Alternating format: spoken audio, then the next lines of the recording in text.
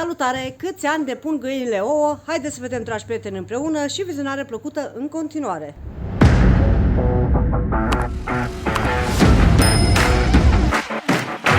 Salutare, dragi prieteni, și bine ați venit! Câți ani depun găinile ouă? Foarte mulți ne punem întrebarea aceasta și chiar am primit extrem de multe întrebări. Așa că astăzi vom discuta câți ani ouă găinile și când începe să scadă producția la găini. Trebuie să știm, dragi prieteni, că puichițele atunci când încep să ouă, practic, de atunci putem să socotim că găinile noastre au început să facă ouă. Depinde, aici putem să luăm în considerare fiecare rasă, pentru că fiecare rasă de găini în parte are caracteristicile ei. Unele sunt rase de găini care ouă mai mult, unele mai puțin, unele sunt găini de ouă, altele de carne, altele găini de frumusețe. Dar în principiu toate găinile fac ouă mai mult sau mai puțin. Depinde, dragii mei, și de rasa care este. De soiul găinii, mai bine spus, așa. Găinile fac cel mai bun randament de ouă în primul și al doilea an. După 2 ani începe să scadă producția de ouă. Încet, încet. Poate să scadă în timp brusc, puteți să găsiți 2-3 ouă pe săptămână și după aia tot mai rar.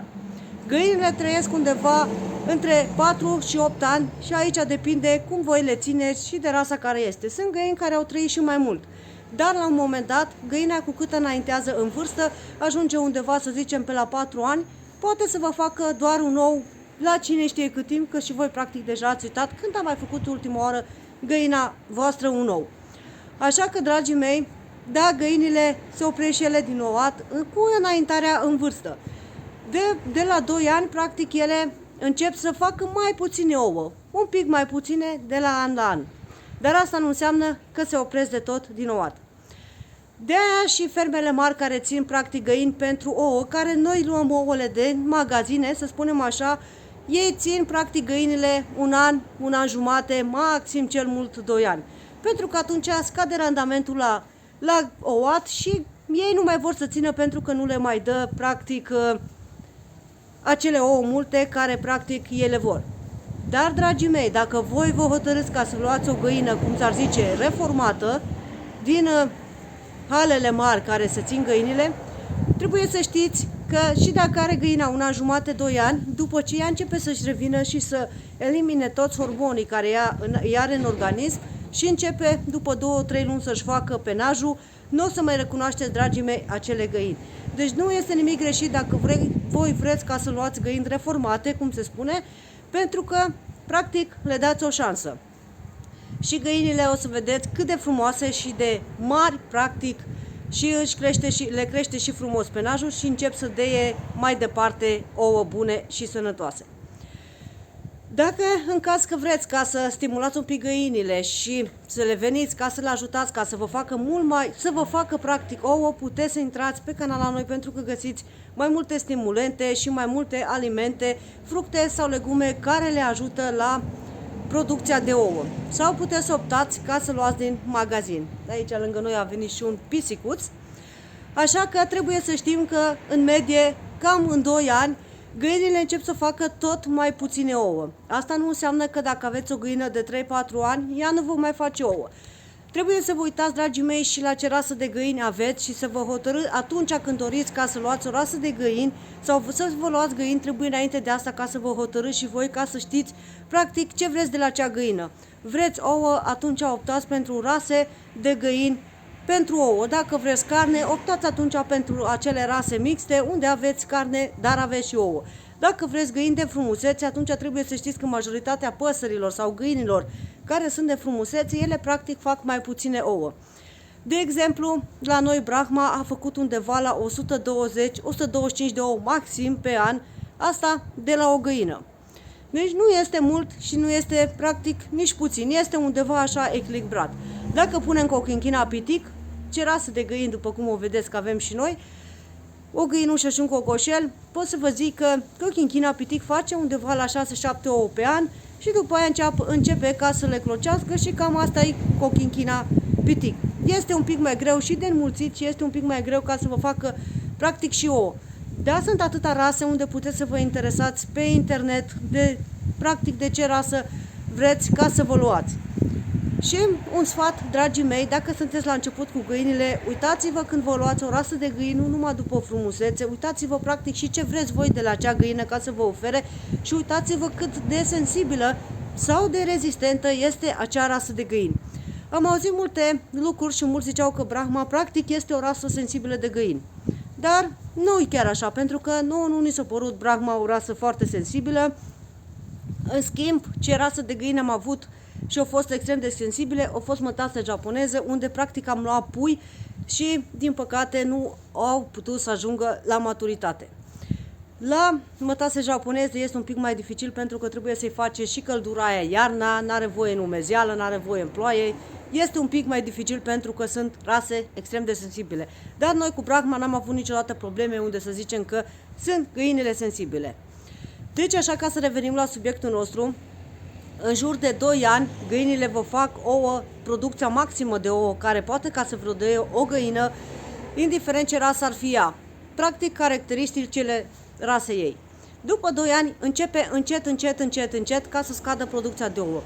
Poate să vă facă, de obicei, o găină săptămâna asta, să zicem, undeva la 5 ouă pe săptămână, nu pe zi, că găina o dată la o zi sau la 2 zile, 3 zile, depinde de rasă. După ce, practic, v-a făcut, să zicem, 5 ouă săptămâna asta, poate săptămâna viitoare vă face tot 5 ouă și după aia vedeți că încet începe să scadă producția de ouă tot mai puțin și să găsiți poate la o săptămână sau 2 un ou. Aici trebuie să scadem și atunci perioada când este de nepârlile, pentru că în perioada de nepârlile, găinile, când își schimbă practic penajul, poate mulți nu știți ce înseamnă perioada de nepârlile la găini, atunci cât ele își schimbă penele și atunci, în acea perioadă, găinile fac foarte puține ouă sau chiar se opresc din ouat. Această perioadă este de 2 ori pe an. Este atunci, acum, când este iarnă și dă primăvara, dă căldura, ele își schimbă penajul pentru că își lasă hainele practic de iarnă și își-au hainele de vară, să le spunem așa, penele de vară și toamna, atunci când vine toamna înspre iarnă, iarăși schimbă penajul pentru că își schimbă penele care au fost de vară și vin cu penele de iarnă care le ține mult mai mult cald. Deci de 2 ori pe an, dragii mei, găinile se pot opri din ouat. Acum când este sezonul rece, când este sezonul de frig, iar este un sezon unde găinile practic se opresc chiar din ouat din cauza frigului, din cauza luminii, pentru că este mai puțină lumină. Dacă vreți să vedeți cum puteți să-l ajutați în perioada asta ca să ouă găinile voastre din nou sau să-și dea drumul la ouat, puteți să intrați la noi pe canal, că am făcut destule clipuri despre acest subiect. Când vine perioada de vară, unde găinile încep să clocească, să zacă, cum se zice la noi aici în Banat, când găina înceapă să zacă, trebuie să știm, dragi prieteni, că atunci când vedeți că găina cotcodăcește, că zace, auziți deja alt sunet, atunci iar e perioada când găinile practic se opresc din ouat și trebuie să așteptați ca să treacă acea perioadă de zăcut, adică de stat pe ouă, ca să poată găina să-și dea drumul iară din ouat. Când o să vină sezonul și când o să pice și găinile noastre cloțe, atunci o să facem un videoclipuri speciale, că n-am făcut până acum, dar să vă arătăm cum puteți să faceți dacă în caz că nu vreți să lăsați găina ca să zacă. Sper că v-a plăcut, dragii mei, acest videoclip și v-am ajutat și v-am răspuns la unele întrebări, pentru că am primit multe întrebări, cât timp ouă găinile, cum ouă găinile. Nu există o, să zicem așa, ele în jur de 2 ani încep să facă tot mai puține ouă, dar ele tot o să vă facă ouă. Dar aici depinde și de fiecare rasă, pentru că sunt unele rase de găini care trăiesc mai mult, altele mai puțin, depinde de condițiile în care noi le ținem, depinde de alimentația care voi o dați, depinde de apa care voi o dați, depinde de curățenia care este la ele, depinde de mulți factori ca să țineți o găină sănătoasă și alături de voi mai mulți ani, ca să vă dea ouă proaspete și gustoase și în același timp sănătoase. Până data viitoare, dragi prieteni, nu uitați să-mi lăsați un like.